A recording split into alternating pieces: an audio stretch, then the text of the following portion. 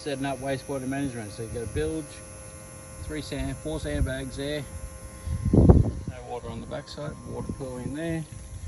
Coming up to here, you've got the exhaust sock, another sandbag, and then the power supply is coming back to the truck. And then wastewater out here.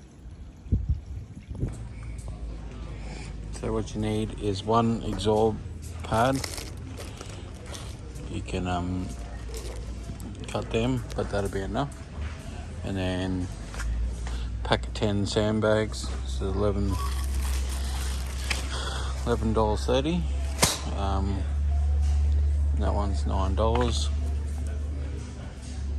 So we head down now and we'll grab probably 3 bags of sand, and that'll give us probably 3 to 4, depends on what you're using them for. If you want to use them to hold stuff down, you don't need as much, but if you're doing a full sandbag, then you'll probably want more sand. So we'll go get some nice filtered sand. So 3 bags of sand. Sand's 762, 20 kilos. So you got 15 meters or 20 meters of grey water hose at $52. So I've got all the stuff at Bunnings.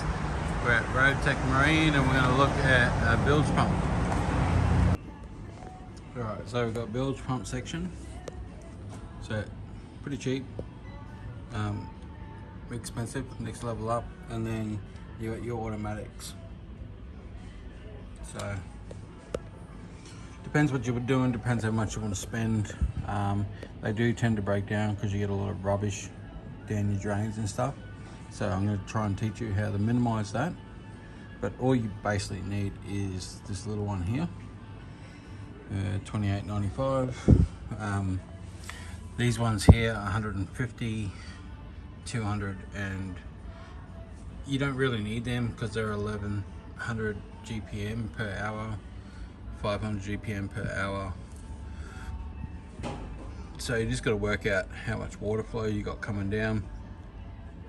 So if you're using an 8 gallon per minute, 30 litres per minute, you got 300 litres, 8 GPM, so you got 80 litres per 10 minutes.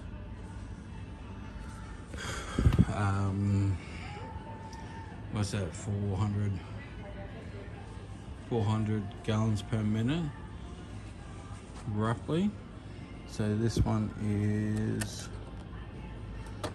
360, so you might want to go the 550 gallons per minute. The next one up is a 12 volt discharge hose, 90 ml, 6 ounce fuse, submersible, ignition protection, low amperage, no burnout when dry, and a steel shaft. So that's what we want, $32.95. And then what we want to do is buy 10 to 20 meters of cabling to add onto that cable so we can run to a battery. So we've got cables down here. So you want to look at the size of this cabling, which it looks like it's a 15 amp. One, it's not that one.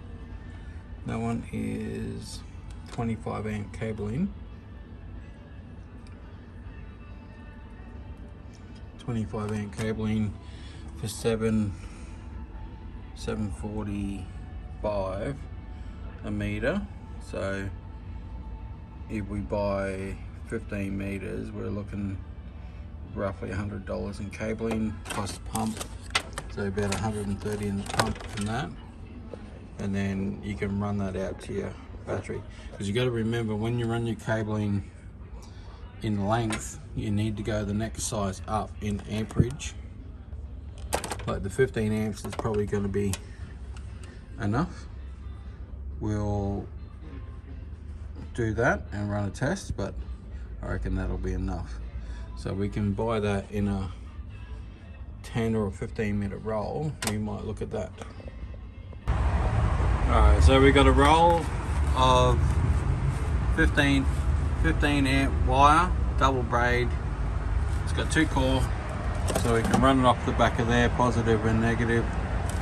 I did get some quick connects that I can just screw in my cable straight into, and then I can hook it into an answering plug, and then I can hook it straight into the battery bank, which we're going to go buy now.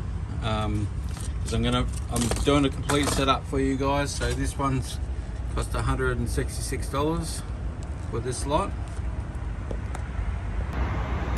So this is the second most expensive part is the wiring and the bilge pump. And then the most expensive part is having a battery. If you can find an old battery from Marketplace or anything like that, use that, because it's a battery that you're going to leave laying around. But I'm doing a complete kit how I set it up, and then you guys can modify it and change it however you want. But I'm just giving you the guidelines on how to set this unit up, and go from there. We're at a place called King's Camping Adventure Store. Basically what we're going to buy is this little unit here, which is a battery box, the battery inside, and then we can use the clip to hook to the plug, and then we can use that for other stuff, but that's mainly just to put it in a garden or something like that, and be safe from water and whatnot. So, battery box, and then the battery, which is just a standard deep cycle battery on sale, but normally $230. So I got my sandbags. I got one full sandbag, 20 kilos, 2 10s, and then a couple of 5s, just to do little things. You'll see that in a little bit when I set it up. I've screwed in all the bilge pump up there, so the bilge pump's down here. We're washing down this house and the driveway. Everything slopes down. We've got runoff coming out of the house here, just there. So it's going to block up here and then pump back, probably pump back under the garden, under the gate there, back into the garden to be filtered. So that's what we're going to do, is we're going to set up the sandbags here, and then we'll set up the bilge pump in here, and then we'll pump it underneath the gate back over into there. So what I find is when you screw on a hose clamp onto these little bilge pumps is they tend to twist. So what I like to do is, that's why I got these 2 extra bags. So I'll push one up in here and get that sitting flat. Then I'll use this little half bag on top just to kind of put down on top of the motor. So it just beds it down and holds it in place when you're working. So the water will come down here, pull up, go straight out here. And then when you pull your hose, it's not going to pull that bilge pump, because you want that hose sitting just over your water flow so it doesn't tangle. And then what we'll do is we'll put this hose, is I got a bit of gravel up the top here, which is perfect. We'll pump it up to here, just spray out there. So we'll get that going. So the gravel pit didn't work over there because I couldn't reach.